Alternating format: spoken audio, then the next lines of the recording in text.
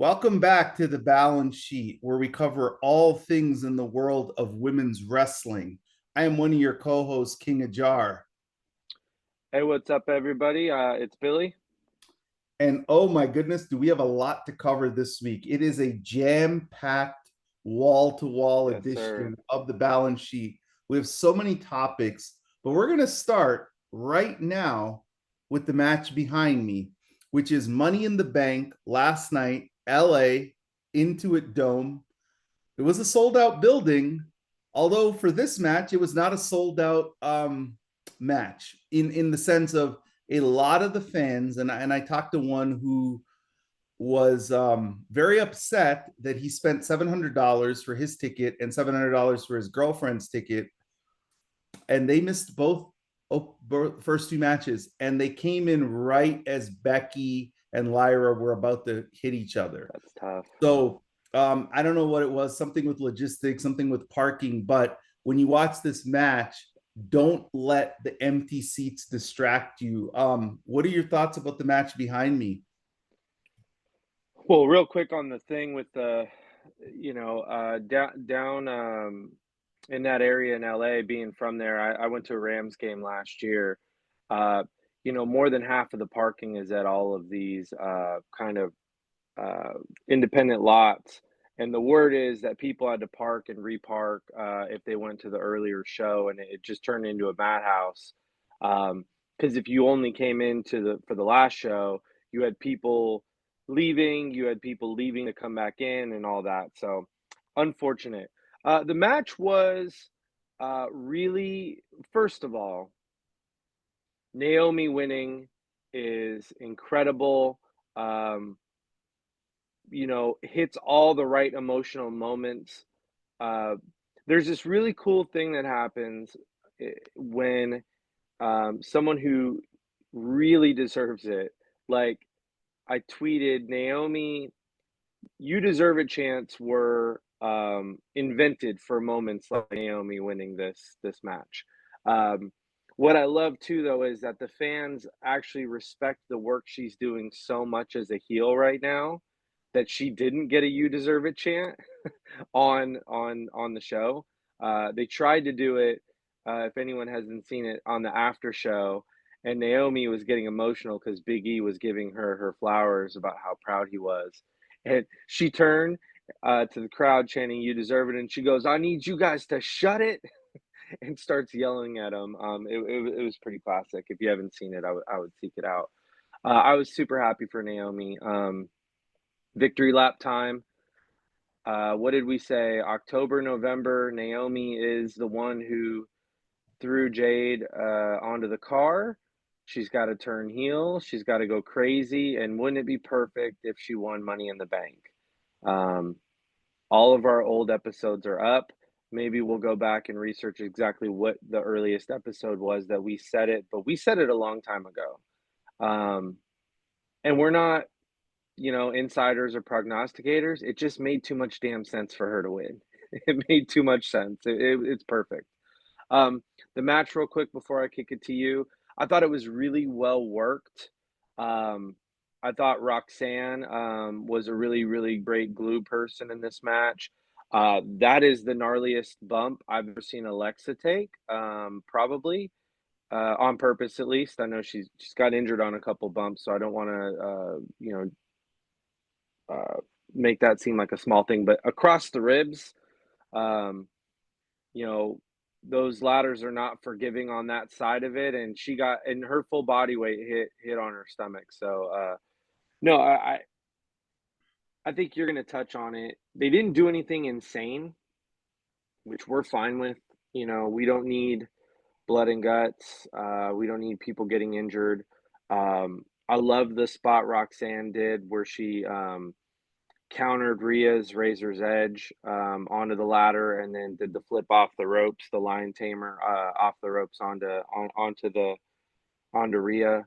Um, Nothing crazy off the top of the ladder. They did a couple fun spots, right? Like the double uh, pop rocks, got a devil's kiss on the ladder, which of course made the crowd go crazy, but nothing that should have hurt anyone too bad.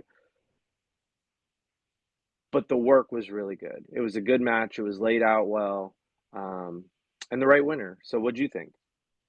Yeah, I watched it yesterday live, but my TV froze like for 3 minutes within the match. And right at the 3 minutes, you tweeted it and others tweeted on my timeline about how great this Roxanne spot was.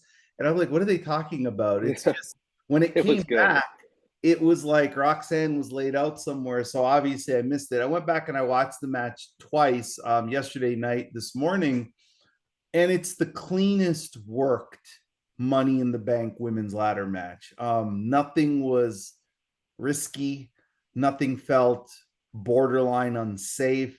I didn't wince watching it like, oh no.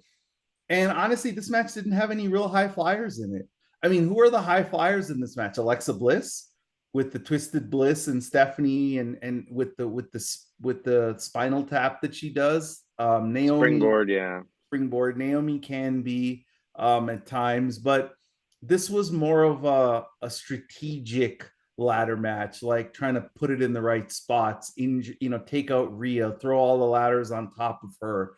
I thought it was really good. It's in my top three of women's ladder Money in the Bank ladder matches of all time. I still think last year was the best, and I think 2023 when EO won was second. But honestly, this match was very easy on the eyes because as long as Naomi won, this is the match I wanted.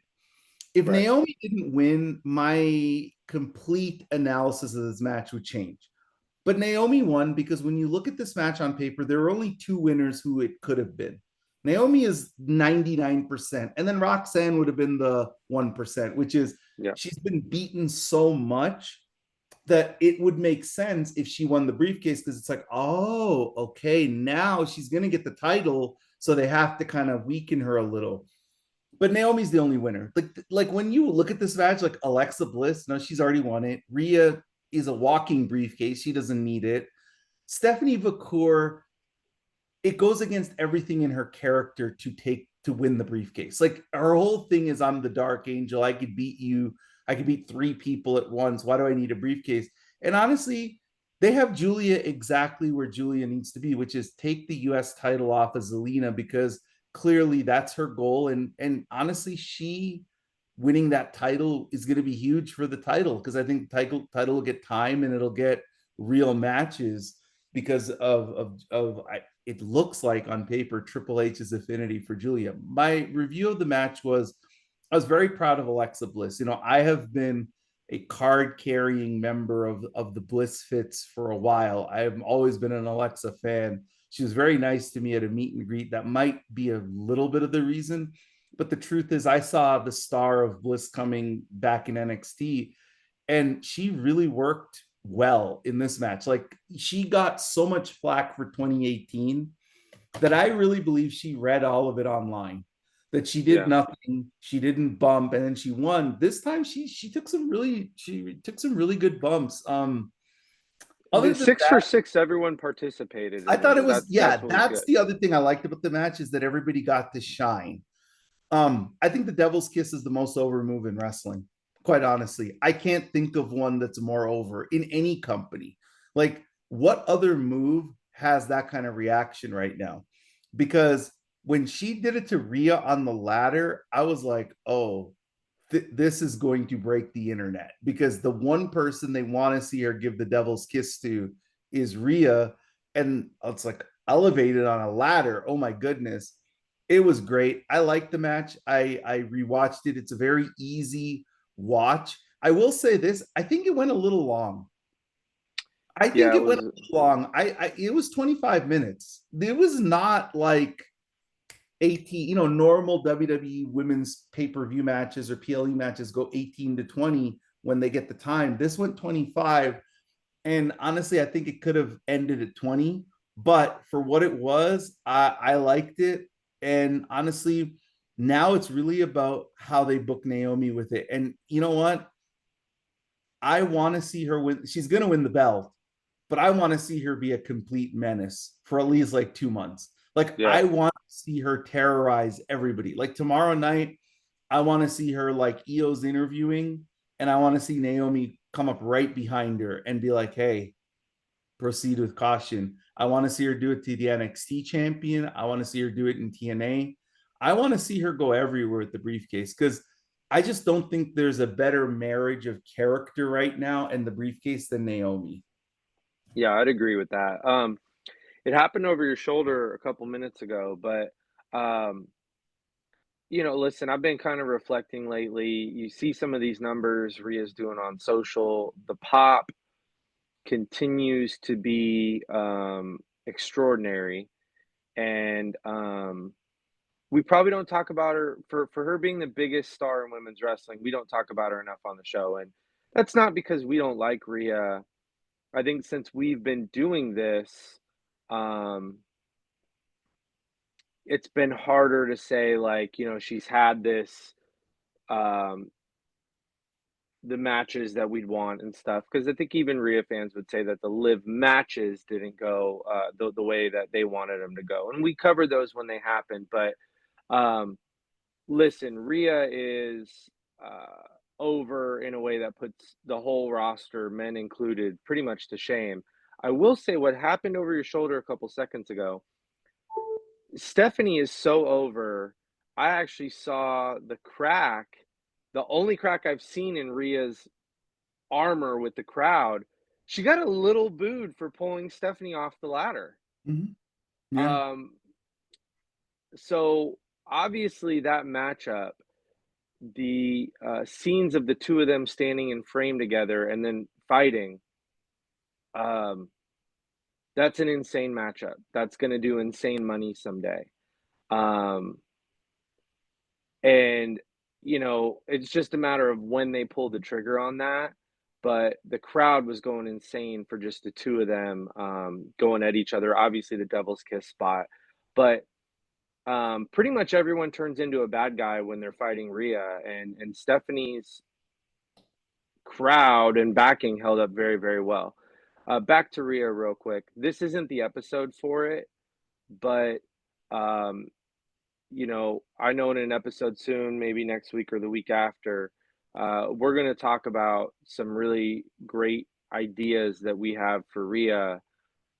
And it's not even necessarily, hey, this is what they should do the next 2 months. It's what do you do with her star power always to consistently have her be um, doing things that I think make her compelling, whether she has the belt or not.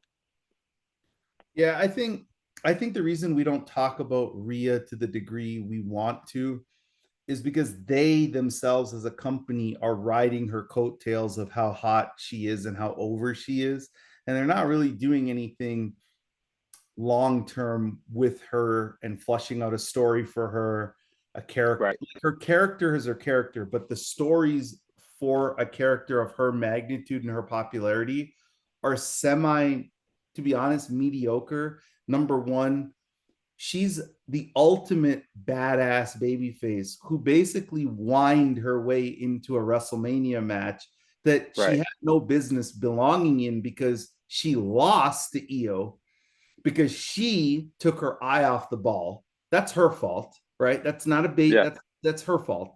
She got the rematch and she lost that match technically by DQ. And so how does that constitute somebody getting into the match? And it was so poor, like the way they got to the perfect triple threat match was very like weird because Rhea was so bad in getting there with the character that she got the crowd to turn on Bianca, which was dumb because Bianca was right. Like Rhea Right. is whining, right? Yeah. So two women I have seen in the last year who have been in the ring with Rhea and have been equal to her. One is Stephanie, the other is Io. Yeah. Because Io at Mania, from everybody who was there, told me Io was more over in that crowd. And in Buffalo, she was more over. And in Europe, she was more over or as over. So Io and Stephanie are like they're like they can match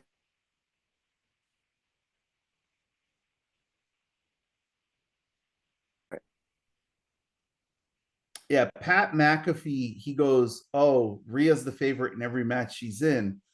The problem with that logic is then they tell you Rhea's never beaten Io in any type of match. So, like, how is she the favorite in matches with Io when she can't beat her? They don't do a good job with what they have in Rhea Ripley. They do a very poor job in her character development. Like, Yeah, I really thought they were going somewhere when she cut the promo the after she lost backstage. to Io. And I'm thinking, oh, finally, we get a redemption arc story. She's lost everything.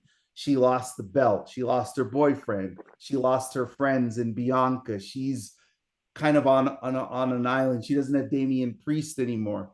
And then it's like 2 weeks later, they forget any of that happened. And then they just go back to her.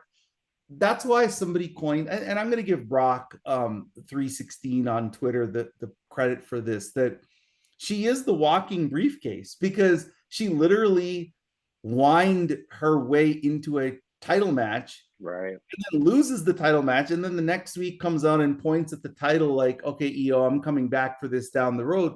They have too much money in Rhea Ripley where there's no reason with already her popularity, she isn't the biggest star in all of wrestling.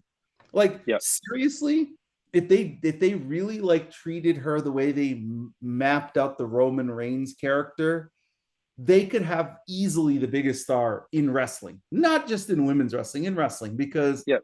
she is, to me, when I watch WWE TV, she comes across as a big a star as anybody in any company, period.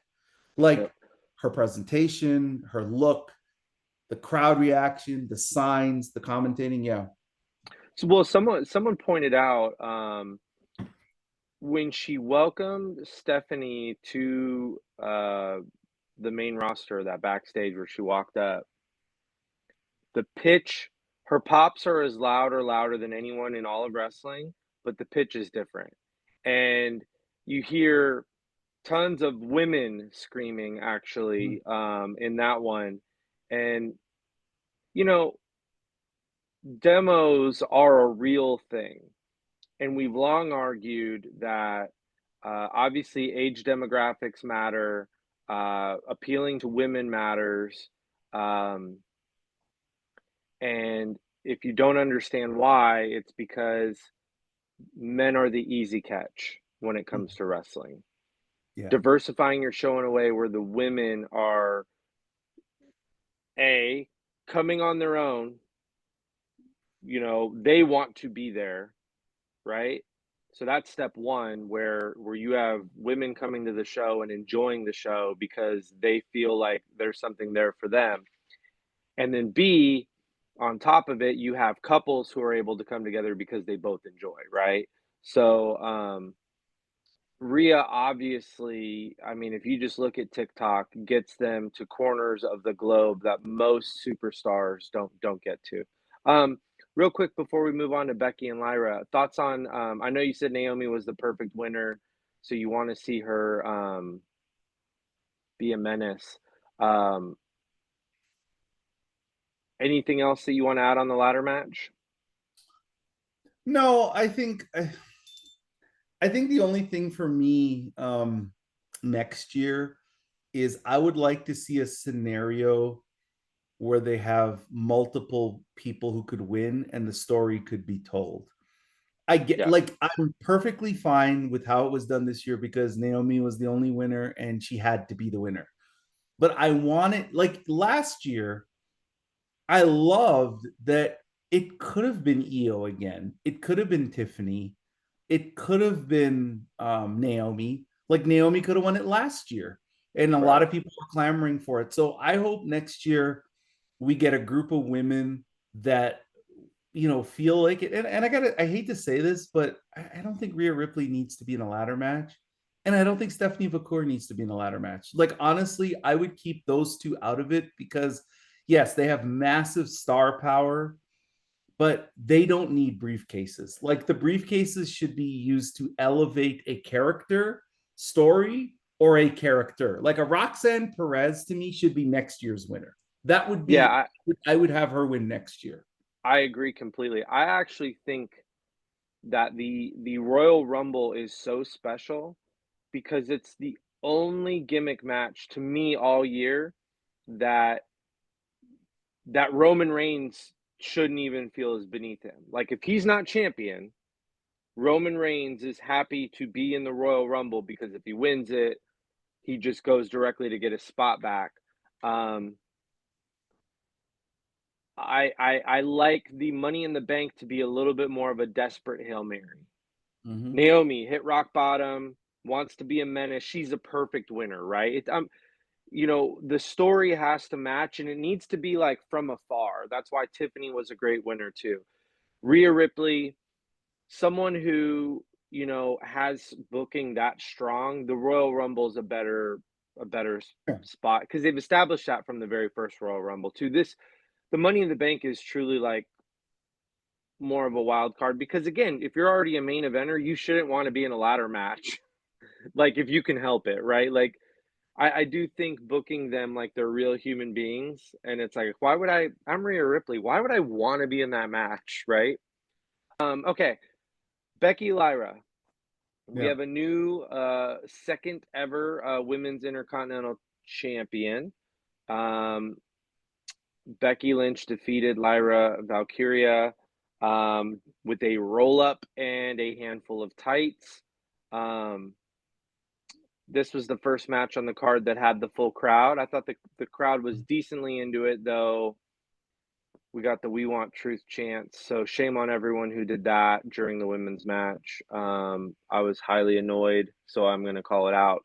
Um, what chants and "We Want Truth" or "We Want whatever" in the middle of a pay-per-view title match where two women are busting their ass? It's not the right place for it. So, kick rocks people who thought that was cool, but it was a good match. What did you think? I like the match a lot. It was different than their first match for sure. This was more of a brawl. Yep, This was more of a okay, we hate each other. It's personal. I thought Becky coming out with a different outfit finally was great. yep, She came out with the tape, her fists taped up, the wife, the kind of undershirt. She yep. had the leather pants. I loved that. Lyra came out in all white, like she's like the complete baby face, which she is. So I really liked the match, and I thought the winner was, I guess, if Bailey isn't going to return, this is the right winner, because then what it tells me is this feud is going to continue to Night of Champions.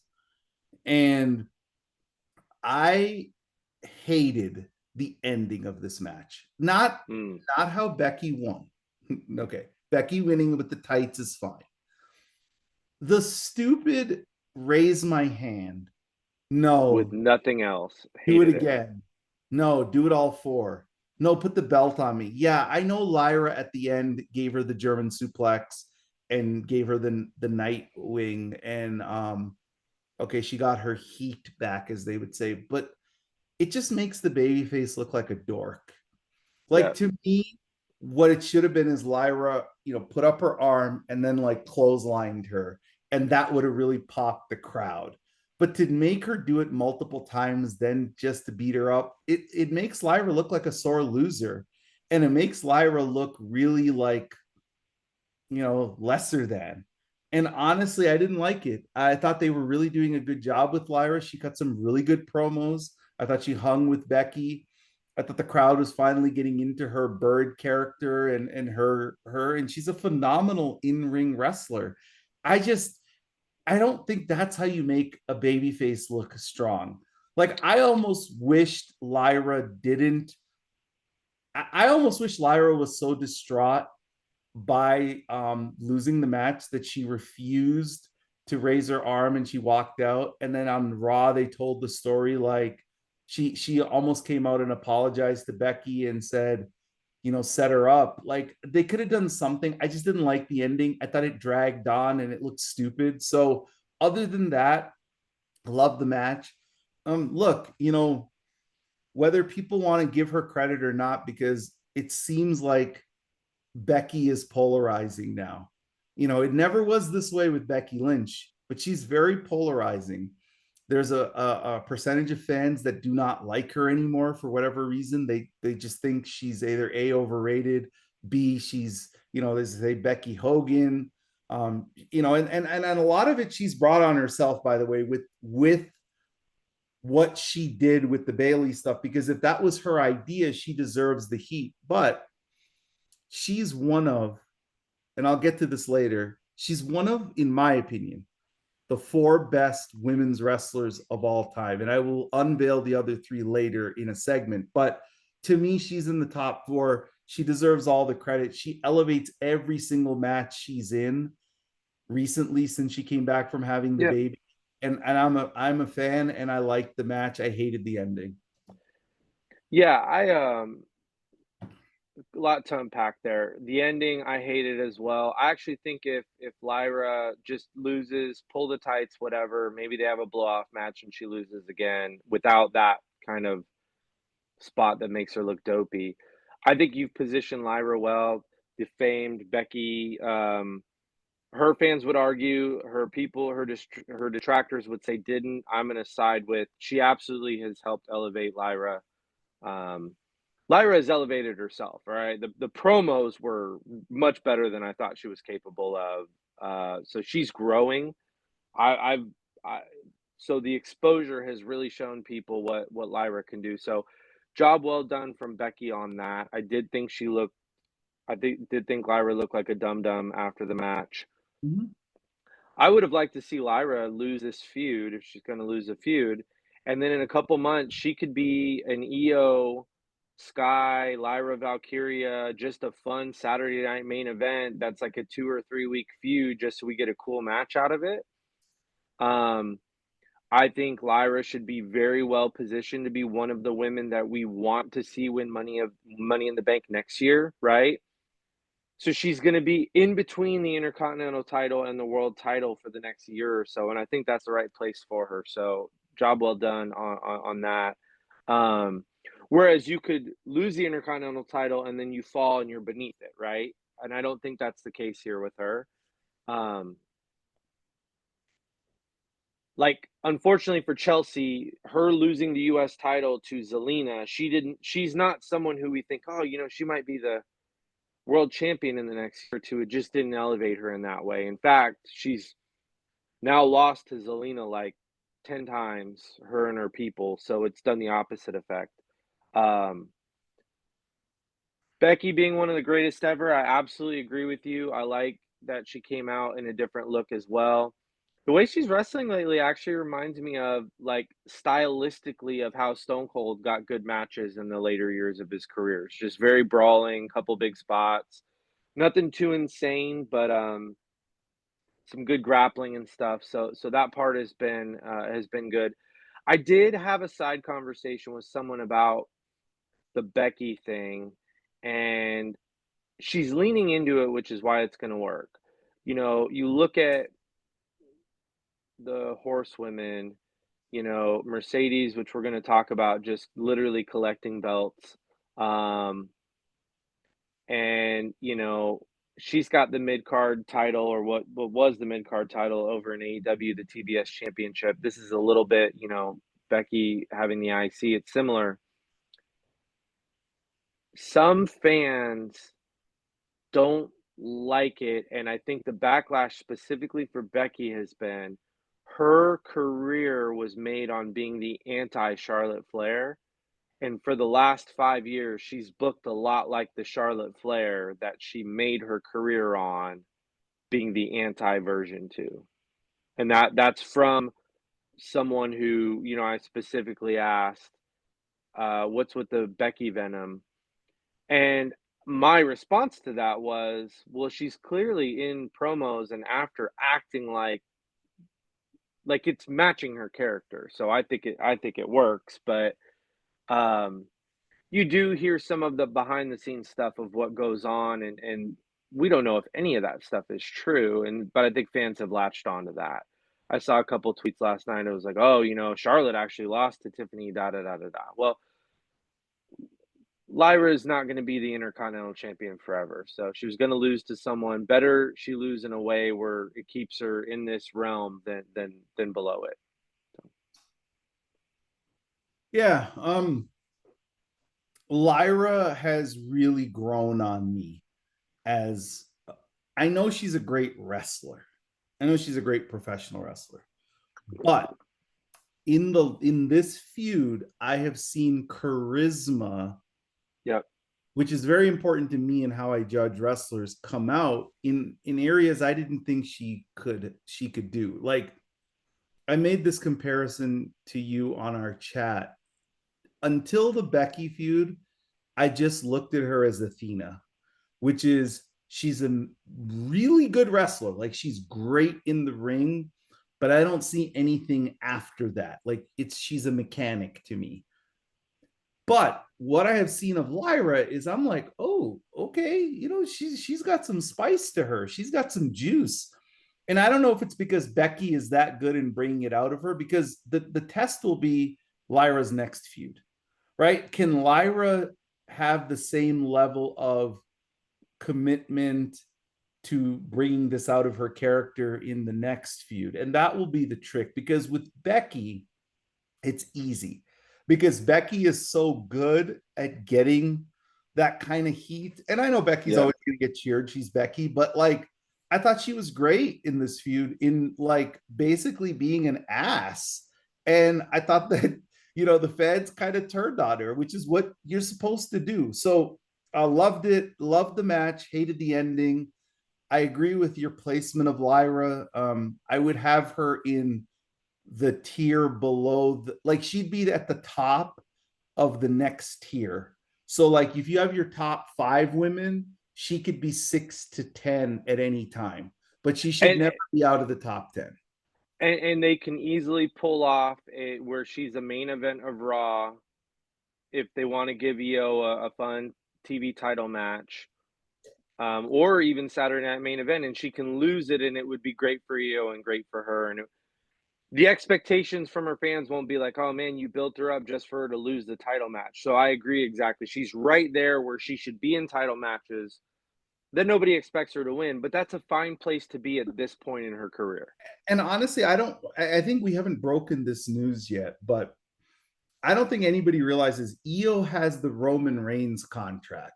So she can only wrestle once every 4 months because she it's like the way they're booking Io, it's like Io has 10 wrestling appearances on her contract and she's already at 8. So they're like, whoa, we gotta slow down here because we overworked you the 2 weeks after Mania.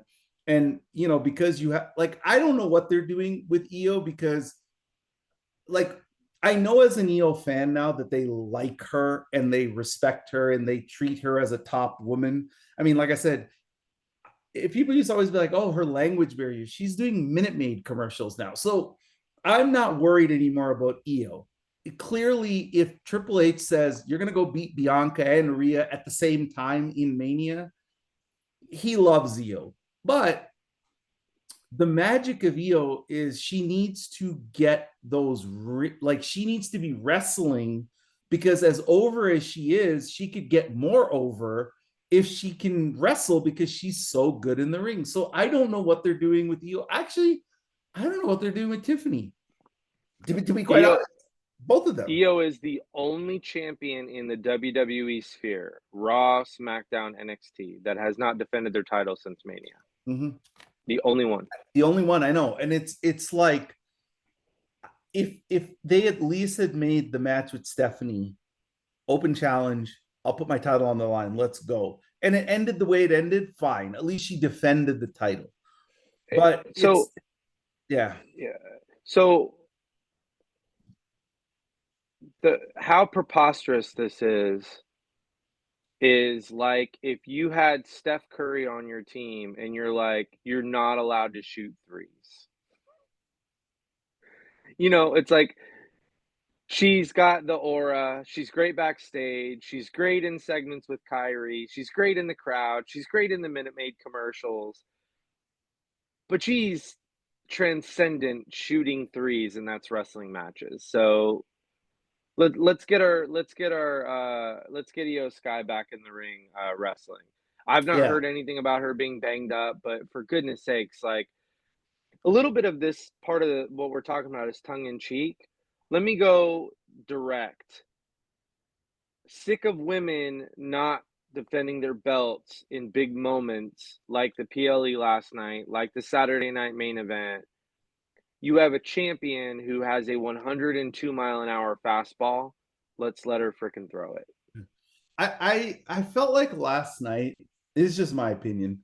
I felt like last night the women were kept off and the men were in a tag match because they wanted you to believe Seth was cashing in last night. And that was their focus. Yeah. Because if you have women's matches, then the cash in kind of looms.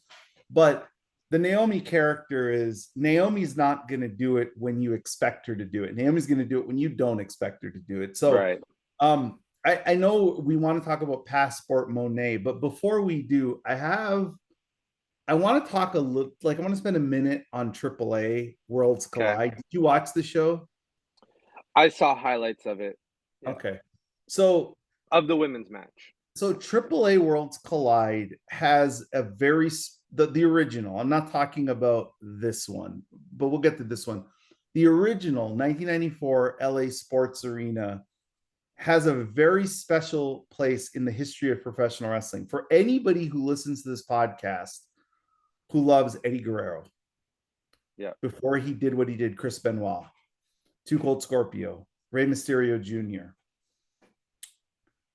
that pay-per-view, the Chris Jericho, that pay-per-view is what actually changed the course of wrestling. It was a collaborative effort with WCW in 1994. And all of those wrestlers were there courtesy of AAA, not courtesy of WCW, but they all got signed to WCW because of that pay-per-view. It was for a long time in my pantheon of all-time pay-per-views, it was number one. Like it's up there still for me, because I remember when I was watching that and my friends were at my house, like I had a gray cable box where I got everything for free. In Canada it exists, it doesn't exist in the States unless you want to face some real FCC harshness, but in Canada it's a gray market. So we got it and we were like blown away by these guys. Like we're like, who are these guys? And that tape that I had of AAA helped me acquire all the Japanese women's wrestling I got because I tape traded with it. So it's a very special pay-per-view, and I'm glad that Triple H and whoever produced this one gave you the history of it. So if anybody hasn't watched it yet, go back and watch it. They do an amazing job of giving you the history of AAA. I just want to talk about the Stephanie Vaquer Lola Vice team for 30 seconds. Look, I don't know if these two are ever going to team up again, but if they do, they should immediately get the tag belts. And honestly, I know people are going to laugh at this because they think I'm doing it for the wrong reasons, but I think Stephanie and Lola as a team could legitimately elevate the women's tag belts because they would be a main event attraction immediately. Like those two, when they walked together into the arena, I swear there's on my timeline, there's like 90,000 different retweets of this, and every single one has like 30,000 views. So clearly these two together have something. Now, yes, do they have it for maybe not all the wrestling reasons? Sure. But this is an entertainment product. So I just wanted to say, I didn't really love the match. Like I didn't think the match was great, but to see them as a team and to do the devil's kiss. All right, there you go. That's my I'll throw out there on Lola Vice. I'm very curious. They obviously believe in her a lot, and they've cleared the deck on NXT for the most part. Although it seems like Jordan Grace is still down there, so that's interesting enough. Obviously, they've added Mariah. What's her name? There's a joke there because we'll talk about it at the end. But Mariah maybe not. I obviously is going to get the belt sometime soon. I see Lola Vice and Mariah being a really interesting feud down the line if they keep Lola down there in NXT, which I think they're gonna. But I could see that being Lola's shown she could hold her own on the mic. She's had some really good backstage promos. Obviously, we know Mariah's great on the mic. Um, that would be an interesting pairing. I could see that being a future, PLE match down in NXT. Okay, Passport Moné. Mm-hmm. Those of us in the United States were shocked to randomly refresh Twitter. And it actually, one of my favorite things about Mercedes is over the years, we've gotten some of the wildest Twitter timelines because of, you know, side quests and just random stuff that seems to happen, or even back in WWE when it wasn't side quests, but all of a sudden when she, hijacked the Saturday because she was going to wrestle Io Sky on an upcoming NXT. But you refresh the timeline and you see a video of her at what looks like a county fair style setup, um, getting out of a car and going into a wrestling ring with her music playing. And she had been posting on Instagram that she was in a plane. So of course, all wrestling fans are like, "Is she going to Japan? Oh my God, there's a CML show in Mexico. Maybe she's going to London. There was a IWGP Women's Championship match on the same day. Where is she going?" And this video drops. She's in Austria. Austria. Okay.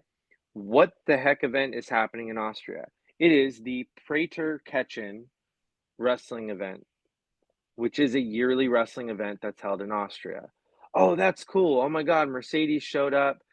She's in Europe promoting Forbidden Door. So cool that she showed up. 20 minutes later, new picture hits the timeline.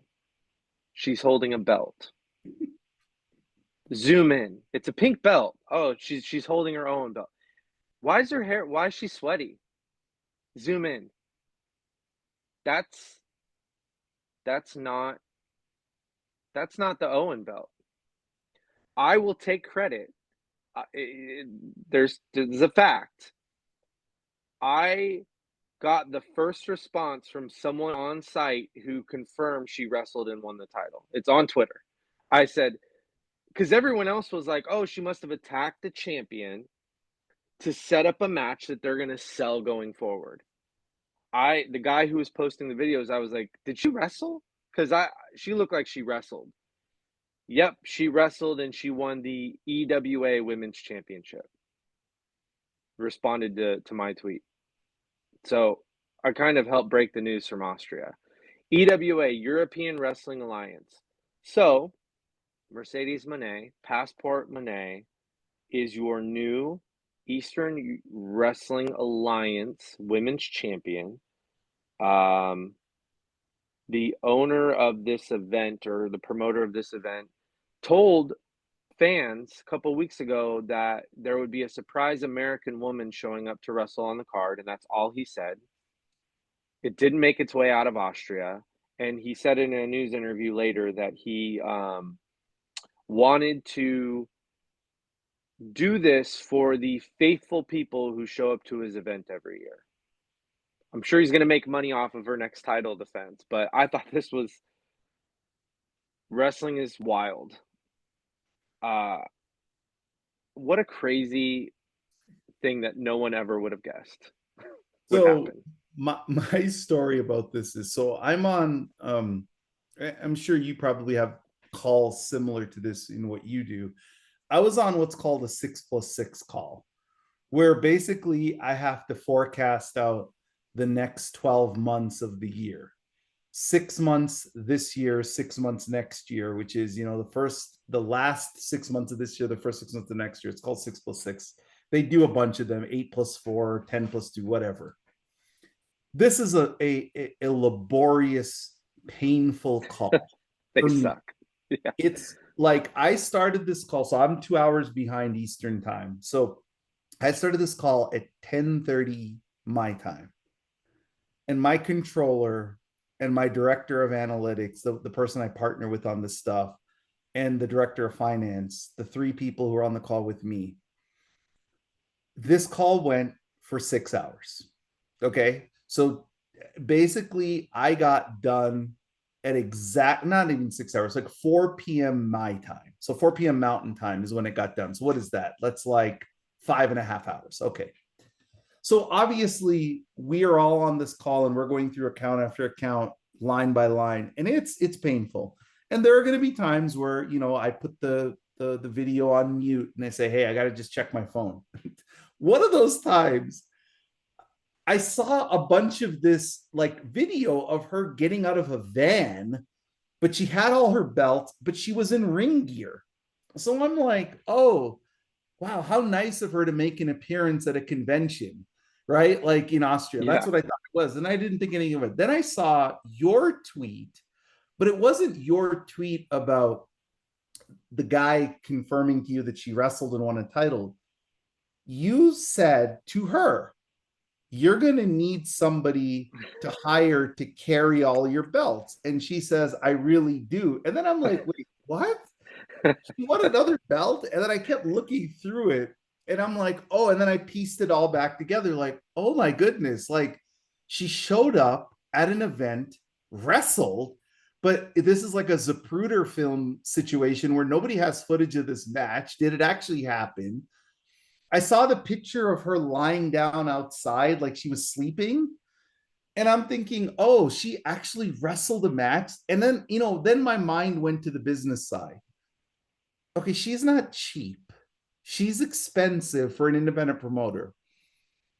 Didn't they advertise her? Like, why wouldn't they Why advertise? would they advertise her? Where was Yeah. the streaming, revenue? Like, look at, because a week ago, Rev Pro released all of their numbers about how much Mercedes Moné has impacted their bottom line, traffic, subscriptions, merchandise.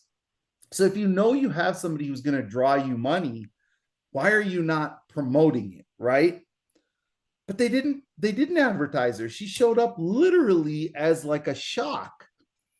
So then after I got why would they do it that way? I'm like, wow, that's pretty damn cool. Like she got on a plane. This is somebody who's, a multi-millionaire who, makes a lot of money, highest paid women's wrestler. And she's going to Austria to wrestle in, like you said, what looked like a county fair, but to give the fans something that they'll never forget. And then she talked about doing a meet and greet, which I think already happened yesterday, Yeah. etc.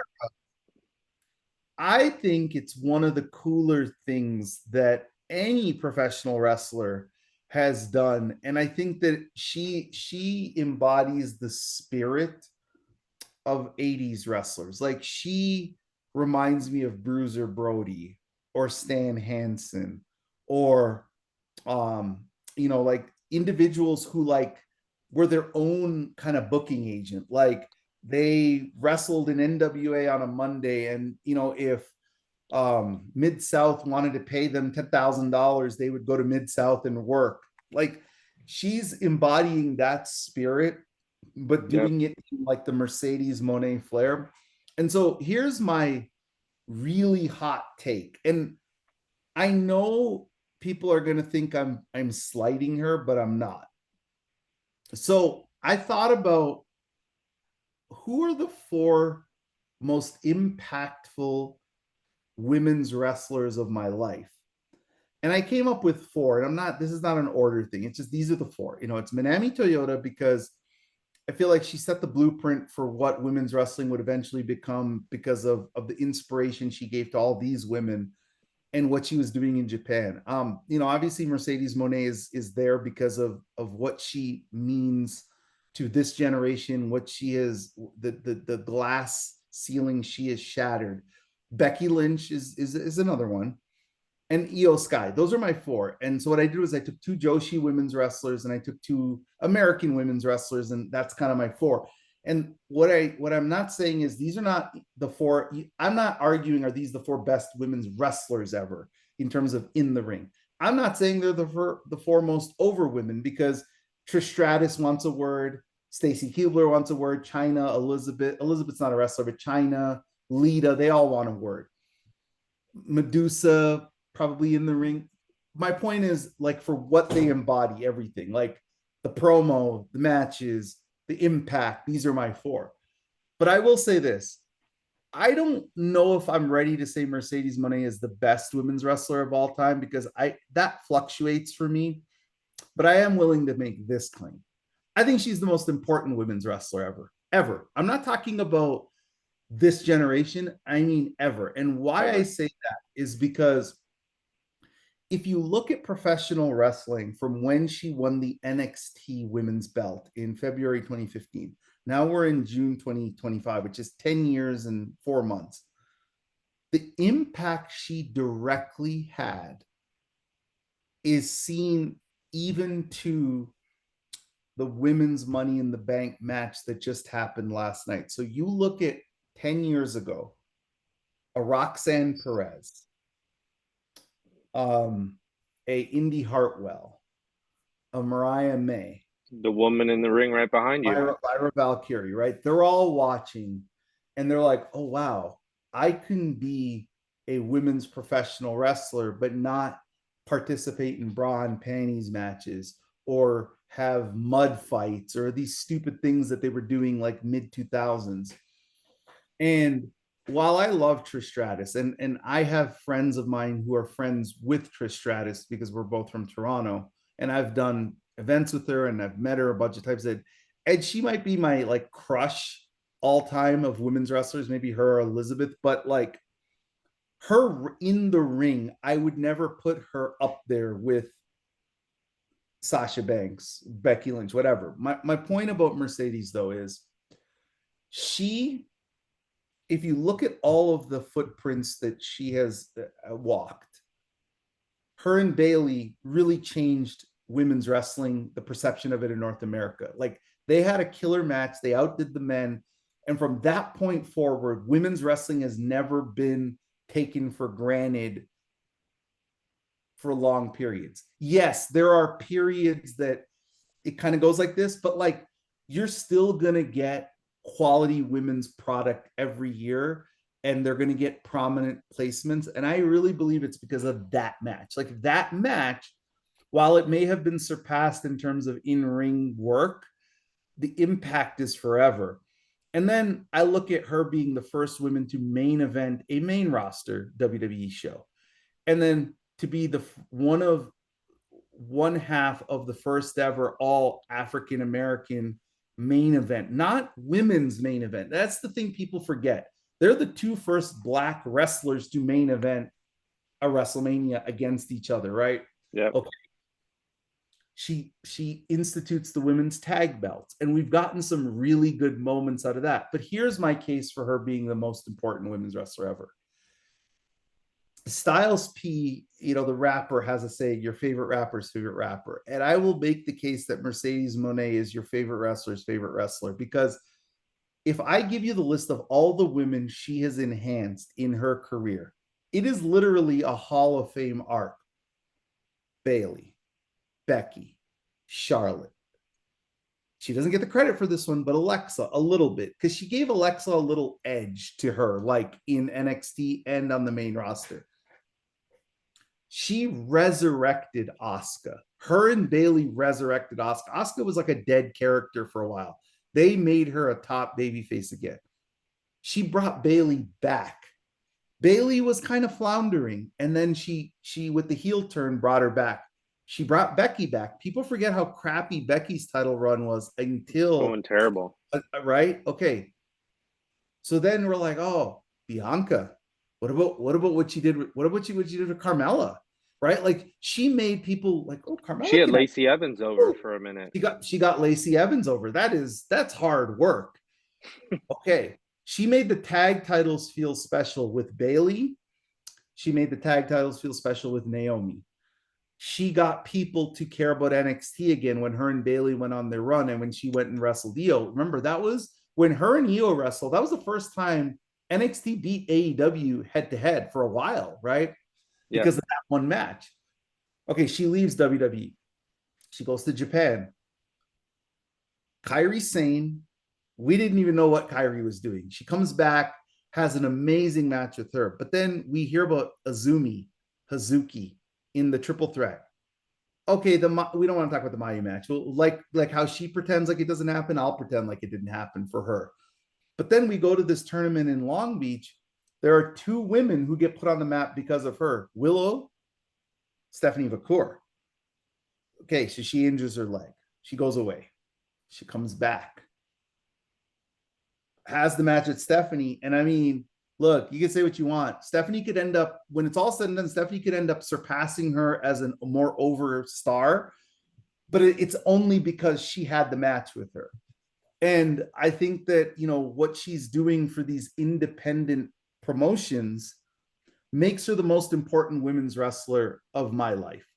I'm not saying she's the best, because I can make an argument that Io's best match, I'm not saying this is true, by the way, but Io's best match is better than Mercedes' best match, or Manami Toyota's best match is better. But that's all subjective. But in terms of importance, she is the most important women's wrestler ever. Because Kanji, I wouldn't know who Kanji was if she walked into my house. But because of Mercedes, I know who she is. These 2 women are pretty good wrestlers, like the ones that she wrestled in Germany. I don't have their names off the top, or in Austria. I do, yeah. They're pretty good, but my point is she's bringing light to all these other women, and here's why it's so important. Because when AEW signs one of them, or both of them, or WWE signs one of them or both of them, they're going to change their financial situation. And no matter what you think about how wrestlers are paid, it's going to be more money than they're making on the indies. They're going to be able to help their families, and that's going to be because Mercedes brought a spotlight to them. So maybe even more important than being known as the best of all time as a wrestler, I think she's the most important women's wrestler ever. And that is the best compliment I could give her. So there's my soliloquy. No, you're not going to get an argument from me. Couple doesn't need many notes, but a couple notes. Who knows how over Stephanie's going to get. But in this wrestling business, starting a fire like that is one of the most important things you can do. And I'll tell you what, most people who listen to this may maybe not be old enough, but I think most people right now, if you stop them on the street and say, who's the biggest wrestling star ever? I think you're going to get Stone Cold Steve Austin more than most now, right? 15 years ago, it obviously would have been, America Man, but I think now it's probably going to be Stone Cold based on people who are walking the street, kind of what they remember. There is no Stone Cold Steve Austin without Bret the Hitman Hart. Mm-hmm. And any argument for Bret Hart being included in the Mount Rushmore, besides how good he was in the ring, was his contribution to the business is undescribable, because Stone Cold Steve Austin was not built as a mirror to Vince McMahon the way maybe many people remember it, flipping off the boss. Stone Cold and Bret Hart had maybe the greatest match of all time and maybe the greatest feud of all time, which created Stone Cold Steve Austin. Did Mercedes get to have the greatest feud of all time with Stephanie? No, she didn't. But those 2 matches were an introduction that created a jump off for what we see now with Stephanie. Last note on the Prater Cachen and EWA Women's Championship. The women are Lexa Vallow. She was the champion. And the other woman, and I bring her name up last because Krew, do your research. And women's wrestling fans, do your research. I've already watched some videos. The other star in the match to be made here goes by the name of Mila Smidt. She's actually the original European Wrestling Alliance champion. She lost it. I think 2 other women have held it between her and Mercedes. This was kind of a comeback match for her. She's French. Her bio says she was in the Olympics. She's really good. I've watched some highlights, not just of her match with Mercedes, but I've watched some highlight packages. I would bet some American dollars that Mercedes will be losing this championship to Mila. Check her out, Mila_Smidt, SMIDT on Instagram. I think, like Kanji, she's going to be the one to watch that we're going to say, this is why Mercedes was in Austria. she's posted a picture of her and Mercedes. It seems like everything backstage went really, really smooth. But it's magic, man. It's like you see what both women, Lexa and Mila, said about meeting Mercedes and then wrestling her, and what it's already done for their careers and inspiring them to do more. Just the coolest thing. It's just not something we were seeing before, but this is such a connected world. I think this is just an awesome run to be on. You gave me the perfect segue to what we want to talk about with Stephanie. But before we do, I just want to say this to all the people on X. And I know X is an echo chamber of negativity when it comes to stuff like this. But I want to inject some common sense into wrestling fans. Some of them, not As all. we try to do. We try. For anybody to tweet something like, oh my God, why is Mercedes getting a belt in a no-name promotion that nobody cares about? What's the point? That is the point. Right. That is the point. Didn't know they existed. I didn't know the EWA existed. EWA, I don't know. I didn't know what this was. Like, I was like Googling it, and I think I know a lot about wrestling, and I'm like, what? It's like there's a European Wrestling Association. This is like a club. They meet every week. Like, shout out to Victor and the wrestling club. And I know, he follows both of us on Twitter, and it's like, I thought it was like a club like that. Like, oh, like they watch wrestling matches and it's like, what? This is a promotion. The point is, she said when she signed with AEW that her goal was to make women's wrestling global. And everybody took that as she's taking women's wrestling around the world with the AEW belt. No. Her point was, I'm going to go to these places in the world and I'm going to bring attention to them. And even when I leave, you'll still be caring about them. Because like somebody like yourself, who has become a pretty big fan of Kanji. I mean, you talk about her a lot, like you really like her work. I love that match. You would not know who she was if it wouldn't for Mercedes. So it goes back to that being, Tully Blanchard, one of the great villains of my life in professional wrestling, one of my favorite wrestlers of all time. He had a great line about his importance to the Four Horsemen. And this is her importance to women's wrestling. He goes, the Horsemen were like dynamite. But you need, what's the thing called on dynamite that makes it go off? Nitroglycerin? No, it's like the thing you light that goes to the dynamite. Oh, the wick? I don't know. What is it called? Oh my goodness. It's something like that. But he said, I'm that. Like the Horsemen are the dynamite. But if you don't have the thing that lights them up, which is what Tully Blanchard is, it's nothing. And he was right, because the Four Horsemen, when they didn't bring Tully back, never drew ever again. Like they never drew money the way they did when Tully Blanchard was part of the clique, because he was just he wasn't a cool heel. He was just a bad guy. Ric Flair was trying to be cool. Tully Blanchard was the bad guy.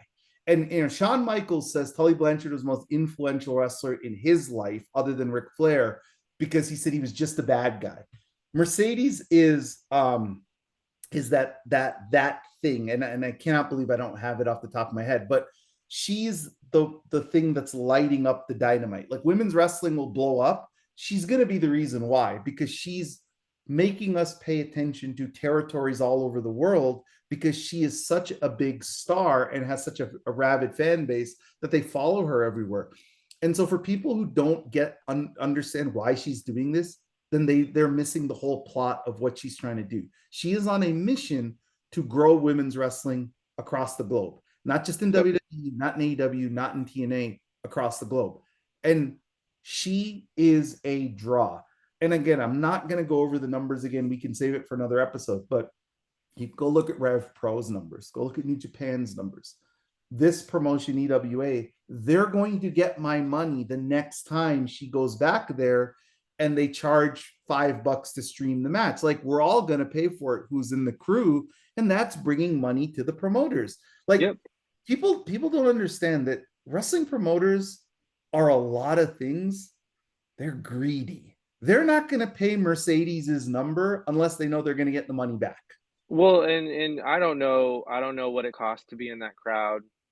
I don't know how much bigger, of a venue they could get for that crowd, but if this promoter's smart, next year, Prater Cachen, it's a yearly event. I mean, there's no one who bought a ticket on Friday who's not gonna wanna show up to next year's um, event based off of it. So, you know, um, and the other cool part about it is keeps you on your toes. She's still in Europe. Yeah. There's a Rev Pro event today, like there's people already like, man, is she showing up today? Where's she showing up next? And um, Yeah. I think that just makes the possibilities much more endless for women's wrestling, and she's taking the show on the road, and the show draws. I think you're old enough to, yeah, you remember Carmen San Diego?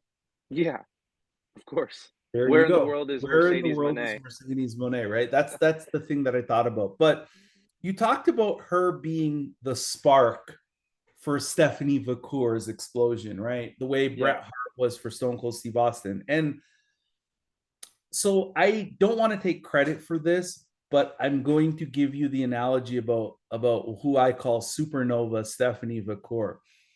Somebody tweeted this and they said, I don't know what it is about Stephanie Vaquer, but she's like Julia Roberts. When I see her on my screen, I can't take my eyes off of her. And that's a good thing. But I don't know what it is, but I can't take my eyes off her. Okay, so that was his tweet, right? And it was just basically talking about her aesthetics. And look, if you follow me on Twitter, you know there isn't a bigger Stephanie Vaquer fan than me. So I don't even need to talk about how she looks aesthetically because that's selling her shirt. She's a phenomenal wrestler. So I'm going to make the comparison that she is Julia Roberts, and I'll tell you how. So I'm going to take everybody back on a little bit of a journey here. I love movies. I know you love movies too. We watch yep. a lot of movies. I've watched a lot of movies in my life. I'm what they call a cinephile. I've even done a class about movies in college. And in the 80s, a long time ago, there were like a lot of women superstars. There was Jodie Foster, there was Meryl Streep, there was Demi Moore, there was Meg Ryan. And out of nowhere came Julia Roberts. 1989, she was in a movie called Steel Magnolias. Now, I don't know if anybody's ever seen the movie, but she got an Oscar nom for it. But it wasn't like, it was what I consider her version of the first Mercedes Moné Stephanie Vaquer match, which is, it gave her a buzz, right? Like when we all watched the first Stephanie Mercedes match, we saw something in Stephanie Vaquer, like, ooh, she's a somebody. And it Right? probably would have buzzed even louder if Mercedes didn't get hurt that night because we were all depressed, right? But yeah, Yeah, there yeah. was because that match Like was we like classic. I will readily admit that when I got the announcement that she was fighting Stephanie Vaquer in this tournament, I researched Stephanie and I saw some stuff and I'm like, oh yeah, she's talented. But then when I saw the match at Mercedes, like, oh my goodness, like she's really talented.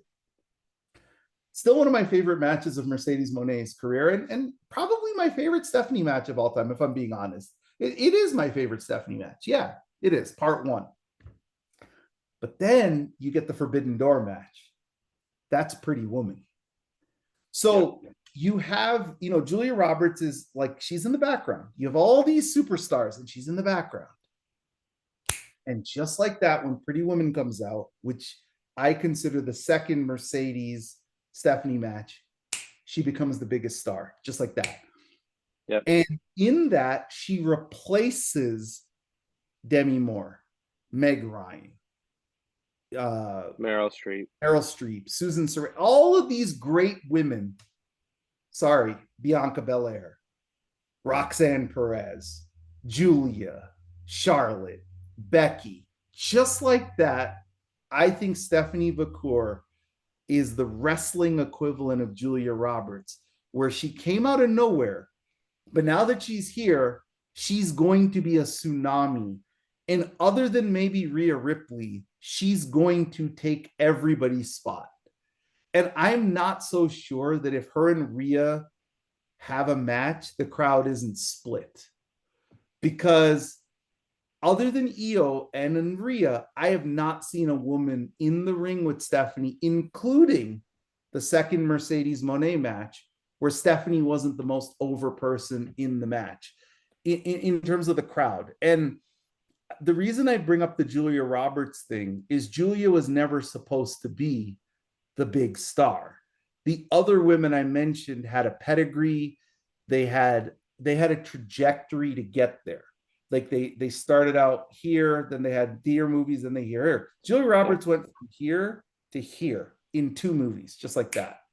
No, it's a great analogy because what's so interesting about it when we have the debut of the former Mariah May on NXT this week is more evidence, but your crowds are so interconnected, right? Um, they don't have her name up on the screen or anything. They just show her and everyone knows who she is. Um, and the analogy of Steel Magnolias and Pretty Woman works so well because Stephanie wasn't even on weekly, like Mariah's on weekly US television for 2 years. Stephanie had the match in Long Beach with Mercedes. If you were a Stephanie Vaquer fan, Vaquer, my brain is like Vaquer, Stephanie Vaquer fan. Before that match, you deserve front row tickets to all of her stuff because she was an unknown in United States wrestling, right? She was relatively unknown. She had tried out for WWE several times. She was doing good work, but she wasn't widely known.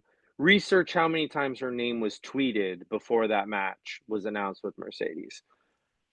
Then the match gets announced. There were a couple people on Twitter that were like, "Oh, she can go, she can wrestle." No one was like, "Hey, she's going to be one of the greatest stars in the world," but everyone's like, "She can wrestle." Their match happens.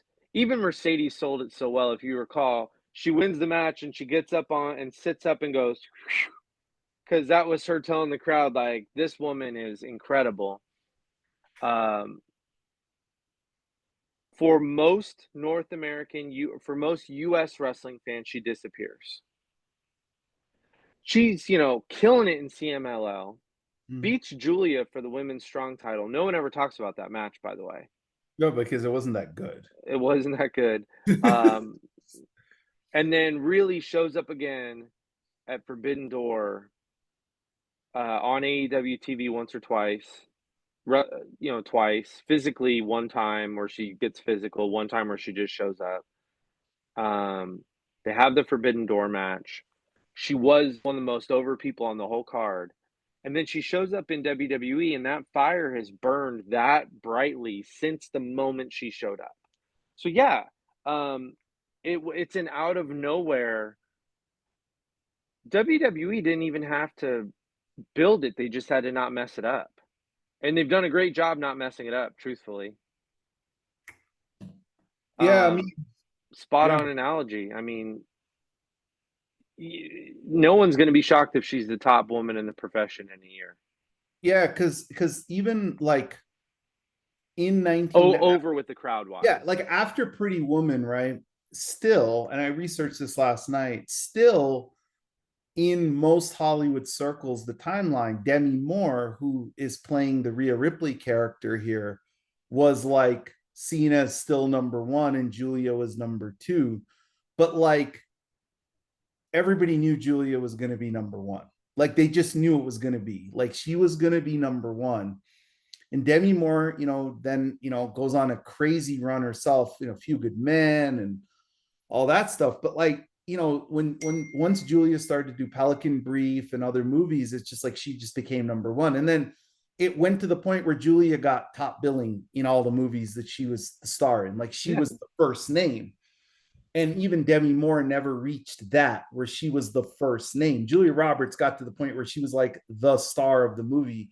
Whoever her male counterpart was, Harris, who doesn't matter. She was the top person, first woman to make $20 million and all that stuff. But it's like I remember watching as a kid, watching Pretty Women. My mom loved that movie. She watched it, she had the thing on VHS, she watched the thing all the time. And I just remember like the tweet was perfect because I don't know what it was about Julia Roberts, but I as a young boy could not take my eyes off of her in Pretty Woman. Like I was like, who is this woman? She has this red hair, she's tall, she's like statuesque.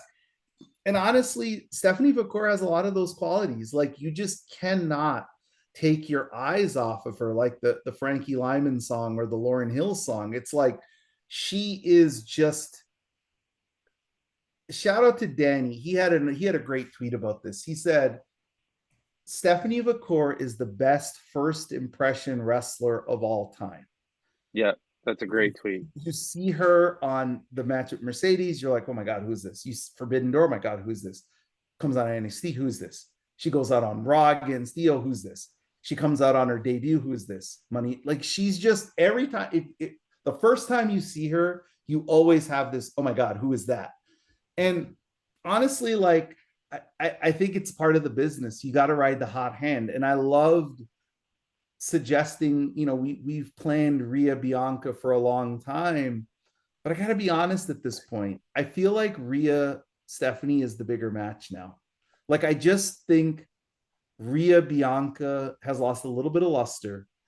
And I think Rhea Stephanie feels fresh and it feels like the dream match right now. Like, and I don't know if that's because we've already seen Rhea and Bianca on a WrestleMania stage and they had a killer match with Io. But the fact that Bianca was the least over of those three and nobody is as over as Stephanie, maybe other than Rhea and maybe other than Io in the WWE universe, maybe Tiffany as well. I think that's the dream match. But yeah, go ahead and then we go ahead. Sorry. No, it's a reoccurring theme last couple months. Is like it's crowded. They do 5 matches per PLE. Remember when they had a SmackDown PLE and then a Raw PLE and they rotated? In the first kind of boom era of women's pay-per-view matches post Brooklyn, we were getting consistently fed because you didn't feel like your fave was left off a pay-per-view because they were rotating, right? And if you look back, that's when Sasha and Charlotte were always on. And the SmackDown women had their matches and it was rotating. And then the first kind of year that they combined it again, and we talk about this a lot, Mercedes went years without being on the card. And that's kind of feels like back where we're at. There's not always going to be a 6-woman match on a card. And even with the ladder match, both your champions were left off the card. Tag team champions didn't wrestle. It's just going to be really interesting. Like, when's the next time Charlotte Flair is going to be on a pay-per-view in a singles match? Even when's the next time, Roxanne will be on a pay-per-view in a singles match? So I don't know if Rhea Stephanie is bigger than Rhea Bianca.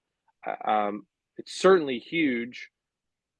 Business-wise, in my mind, I want Rhea Bianca, and then maybe Stephanie is the tentpole of the other match. We get Stephanie Io, which you've been clamoring for, but it's crowded, man, and the 5 pay-per-view format just doesn't do it for me.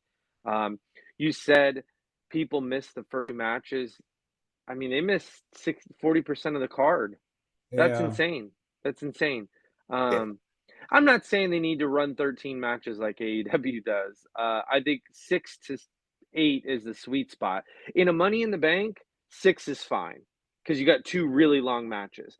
But Night of Champions needs to be 6 to 8 matches. You have a lot of champions. I wish like what they did with Dom and Octagon, I wish they did it with women, where Yeah. you get this random women's match. And look, Dom Octagon was 4.5 minutes. It was a basic squash, but it gave Dom and Liv an opportunity to get their characters more over than they already are. But I would love to see when Becky, like how Becky is now the champ. I want to see Becky use that stroke of hers to like do one of these things where on the pre-show she's like in the crowd and somebody challenges her like a random wrestler and she just has the match on the pay-per-view. I'd Yeah. love to see that. So it's a perfect segue to the next topic, which is um the Mariah May prediction business for us. Well, for you, it has not been great, but for me, it's been pretty good. We talked about it last week. Like, you're like, she's going to be on the main roster, and the next NXT episode, she shows up.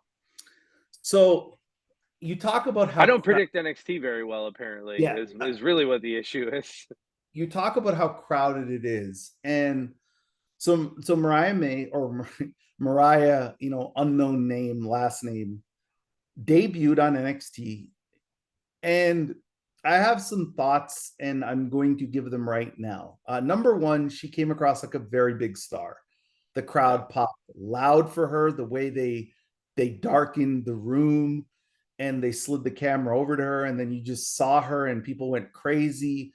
I thought Corey Graves was fantastic in the segment on the mic. He was great. He's like, wow, wow, she's even better in person. Like, he was like, okay, Nigel, I got the baton. Thank you. Yeah. And I thought Vic did a great job saying, NXT got glamorous. And Mariah May, look, she is phenomenal on the microphone. That woman can talk, and she was great. My problem is not with Mariah May, and it's not with how they presented her, because I think they're going to knock it out of the park. My problem is they made the rest of the women's roster feel very B plus. Yep. She was on a Did pedestal. you say B plus? Yeah, I B minus, C plus. C plus. Yeah. Because it's like, okay, so you have the new champion in the ring, and then you have all these women coming out, including Jordan Grace, by the way, which I mean, I don't know if Jordan Grace has like a top tier future in this company. Like, I think she'll be making a lot of money as a mid card talent, and if she's okay with that, great. But I don't see her elevating to the top mix. But they're I all think she'll be an IC or US champion one they're day, all probably. fighting, for like, and then all of a sudden everything stops, and then it's Mariah May, and she basically just says, "You're looking at the next NXT Women's Champion," and like, did anybody for once say, she's wrong? Nobody. No, everybody was like, when they saw Mariah May, they're like, "Oh, JC, you're done. Thank you for being a placeholder." And all it tells me is, why didn't, like, I had the idea that Stephanie Vaquer should have like an open challenge. Mariah May comes out, beats her, and that's how we move on. But instead, they want to protect Stephanie so much that they had JC pin her with the help of 4 other women. And then they pretty much took Stephanie away, so JC would never get, like, JC can't beat her again. They're like, no, you got your win. Thank you. They moved Stephanie. It's like she's not even on NXT anymore. Right. And like, they just made JC feel transitional. Like, to me, I saw Mariah May, I'm like, okay, that's her belt. And I know there are people out there who make the comment, she went from Wembley Stadium winning in front of 50,000 people to developmental. Yeah, well, and she kind of did that to herself, people criticizing it. She said in an interview that she went to AEW to not go to NXT, basically. Mm-hmm. Her goal was to, she didn't say it in so many words because obviously that would tell AEW, hey, I'm leaving for WWE one day. But like, so an interview is the wrong word. She has been reported on thoroughly that she went to AEW so that she would never, she felt like she did that in Stardom and she was ready for AEW or WWE TV and preferred not to be at NXT. So, that being said, being the top star in NXT now that it's on the CW probably changed her math a little bit on that, because NXT wasn't on the CW back when she would have said that. I've had a lot of enjoyment. So we've joked about it 3 times on the show, just to be clear. They're not going to call her Mariah May. She will have a new name. And I've had a really, really fun time seeing some of the jokes that people have, what will her name be?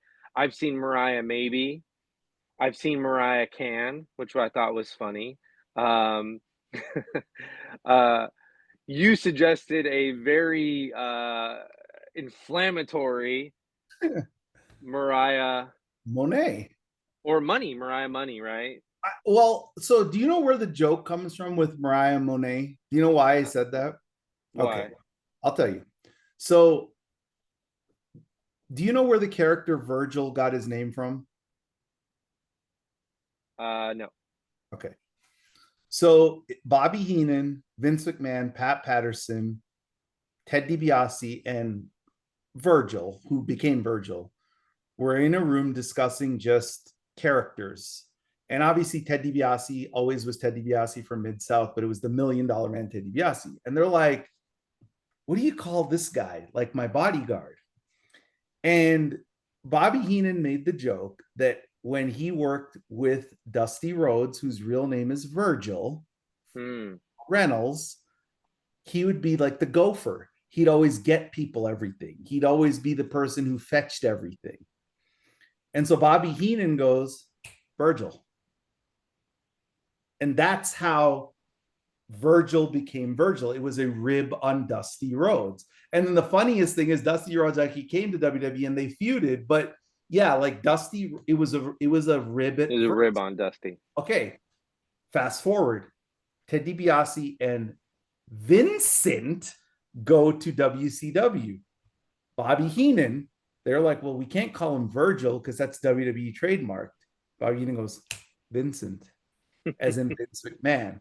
So my thing is, there's a running joke on X that everything Mercedes Moné does, Triple H watches and mimics in some form as kind of his overture that I want her back. Like, right. I can't get you, but I'm going to get Stephanie, and I'm going to attach this rocket to Stephanie. So then maybe you're like, oh, I missed that. I want to come back. You know what? I don't have Mercedes Moné. So Zelina, we're going to give you the hair color, and we're going to even make you do the hip swivel with the belt. Oh, you know what, Julia? I don't have blue hair Sasha Banks, but guess what? Can you get blue hair so I can have kind of my one of my daughters in the background somewhere? So my thing is, okay, if he's Sol Roca with multi-belt. Yeah, if you're going to go with it, give her Mariah money. Because to me, that would be the biggest compliment to Mercedes, which is money does really change everything. So yeah, I would love for the name to be Mariah Money. I've also heard, because I think her real name is Mariah May Mead. I've heard Triple M thrown out there. Here's my prediction for her name. Everyone's going to hate it and make fun of it for 24 hours, and ultimately it's going to be really good and it's going to work. Because that's the track record for WWE. Like it or not, usually when we hate a name, it ends up being good. Gunther would be a recent experience. Ends up being perfect for him. Io Sky, love Io Sky. The only time that name never got better was the Viking roller coaster ride experience. Like the Viking experience was the stupidest. Was that the War Raiders? Yeah, the Viking experience. I remember someone tweeting the Viking experience. I've been on that at Epcot. And for anyone who's been to Epcot or who hasn't, there's a Valhalla ride where you're on like a Viking boat at Epcot at Disney Orlando, and I just got a kick out of that. I remember that, the Viking experience. I've been on that at Epcot. That one was bad and ultimately changed, but most of them end up good. You mean like a wrestler who has a name Ron Killings, and for some reason they said, nah, let's give him R-Truth, because Right. I always thought Ron Killings was like, that's his real name. I thought that was like, oh my God, this is like the best. Like, I think what always made the NWO cool to me was Kevin Nash and Scott Hall. They used their Right. real names. Like, I thought that Right. was cool. And I always thought that, like, rappers who could use um a function of their real name was cool. Like Nas is Nazir and Nazir. KRS is Yeah. Chris, right? Like I always thought that was cool. And for me, that's what I loved about Mariah May, is it was really her name. Like, Mariah May Mead, but it's like Mariah May was just cool. And I hope it's something with like an MM, but I mean, the other idea is I don't know if they can do this because I think Mariah Carey owns the trademark. But and look, I know WWE has a lot of money, but to get anything from Mariah Carey, you're gonna have to pay a lot of money because she doesn't come Yeah. cheap. But I think she owns the trademark name Mariah. But like, I would love to see her get a name like Mariah May, but MAE, not MAY. I mean, Yeah.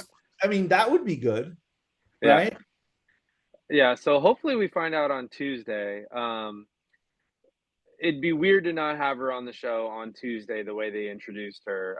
Like you said, they kind of squashed everyone else like a bug theoretically with her presence. Yeah, it's a lot of really good stuff going on. The Ron Killings thing, real quick, I just got to say, because Twitter's been doing its thing this morning, how Twitter does. Got the blue checks, the WWE blue checks out there going, everyone got worked. Just to be clear, we did not get worked. R-Truth has actually tweeted it was not a work.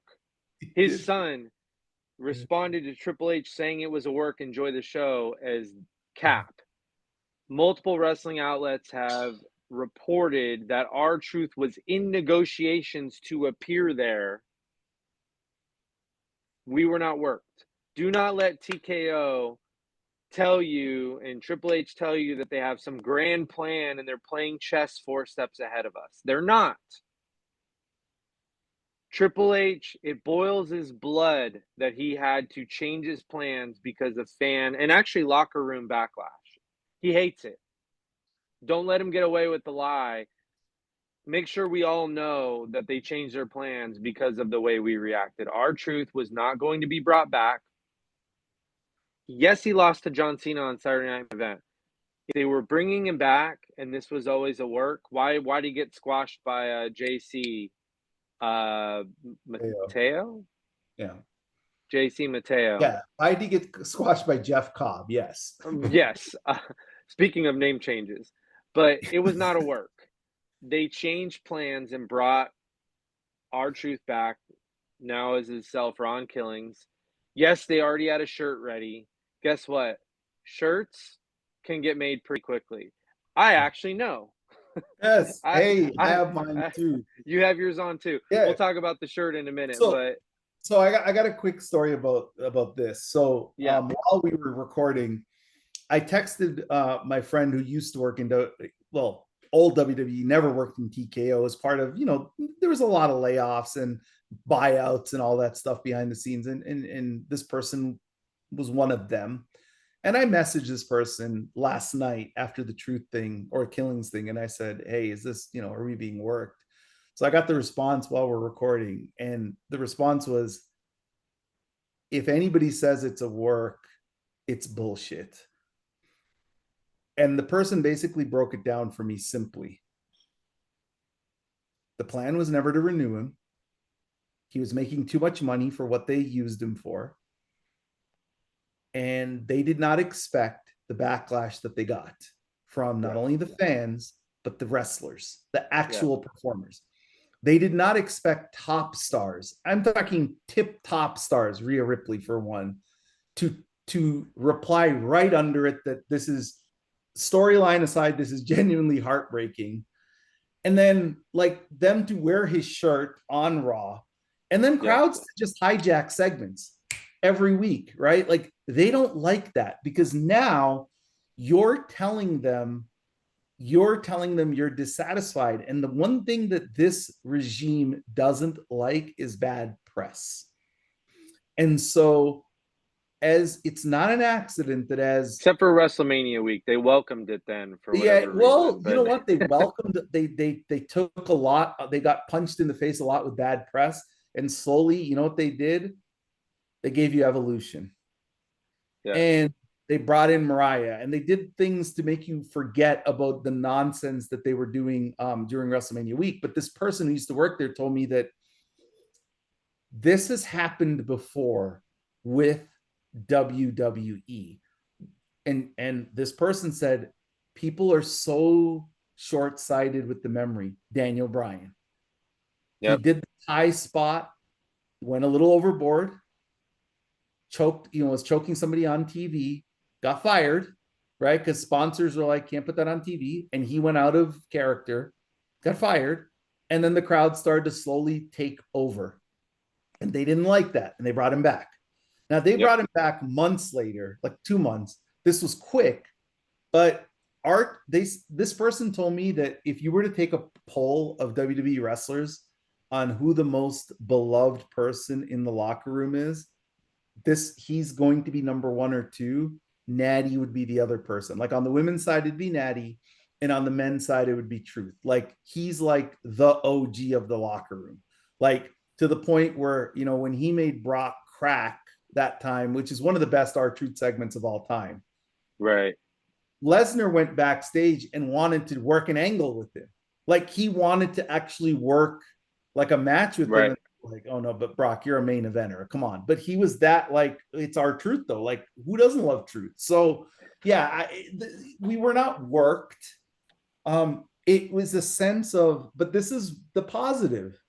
Your voice as fans does matter.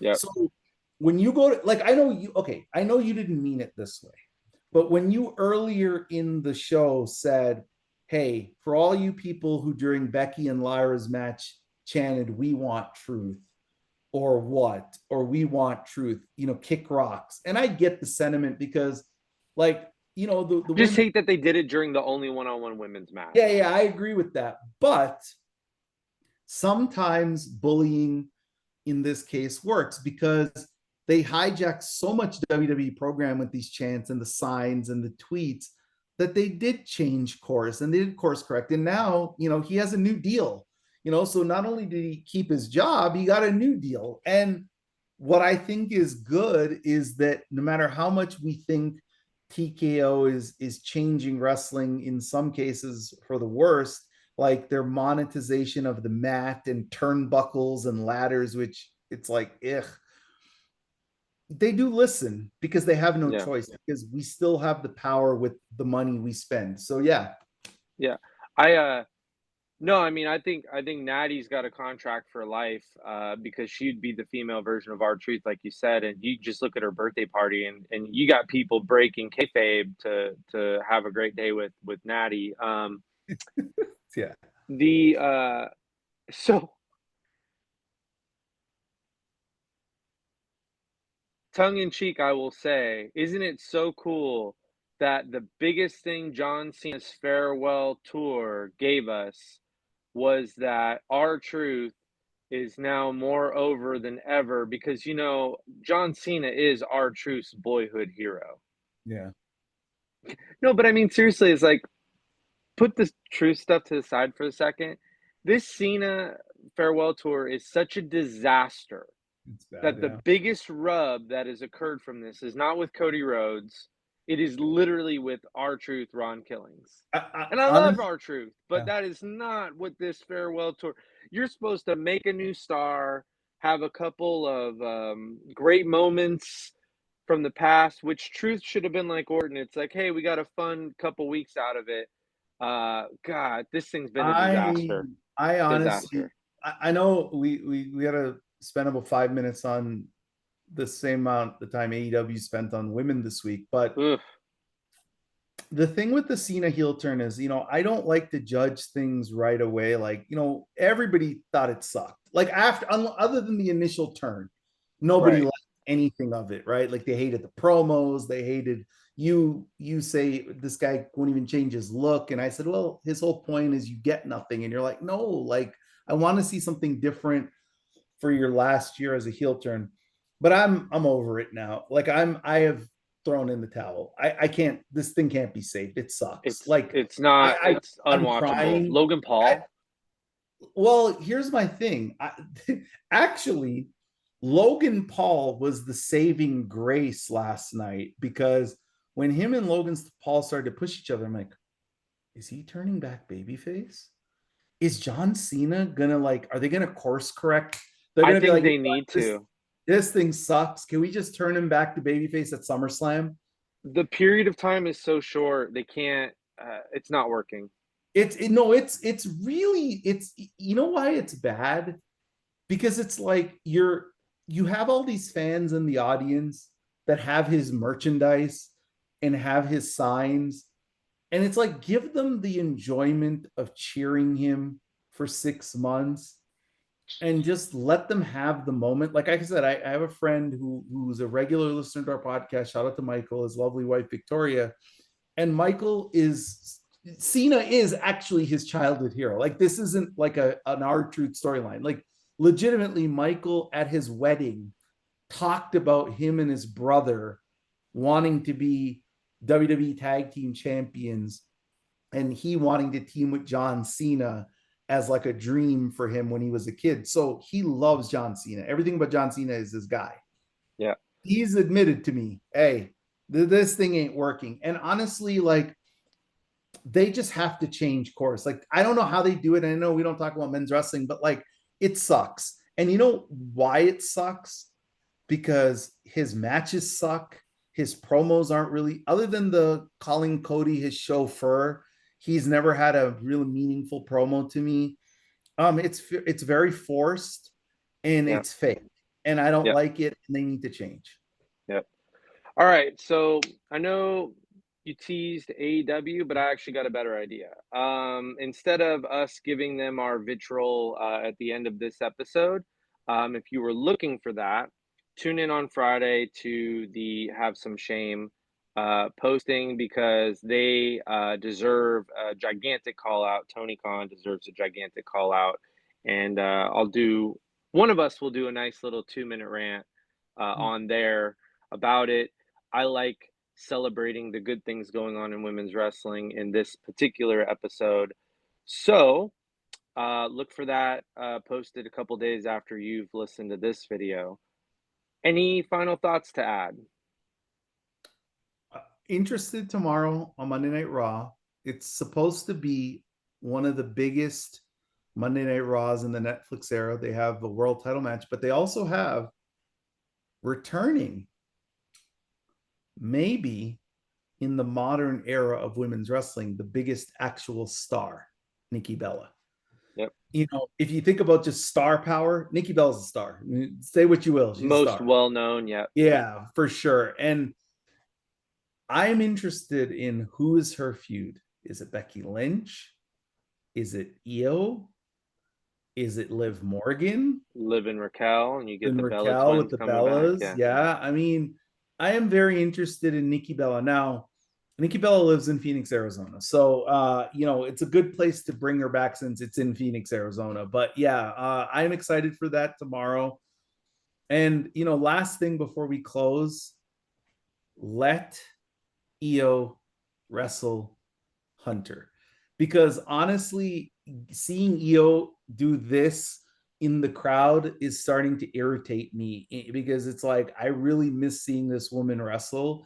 And I am really pissed off that she has not wrestled a meaningful match since I think it was by the way, 4.5 stars tag match on NXT, which I know you love that rating so much. But yes, um, we need EO Sky because you know what? Our favorite observer he hasn't had a chance to give her a 4.5 star in a long time. So we need we need Io back there so she can get more to her resume. But yeah, let Io wrestle, let Tiffany wrestle. You have two of the most over people in your company, and you're not wrestling them. It's frustrating. So that's my closing take. No, that's spot on. It's gonna be a good Monday Night Raw tomorrow. So, in conclusion, hey, appreciate everyone sticking with us, continuing to listen. Um, really enjoy the comments that you guys leave on YouTube, and enjoy interacting with all of you who continue to interact with us down there. Uh, please subscribe on YouTube and on Spotify. If you again. Continue to appreciate the support. We do also, for the fun of it, have shirts, balance sheet shirts. I will put the link to be able to purchase one of these in this episode and probably most episodes going forward. Um, we're both wearing the black and white. I actually added a bunch of colors last night. And if you are interested in a color that I don't have up on the website, uh, comment and we'll see what we can do. But appreciate everyone's support and we will talk to you guys later. Yep. Talk to you guys next week.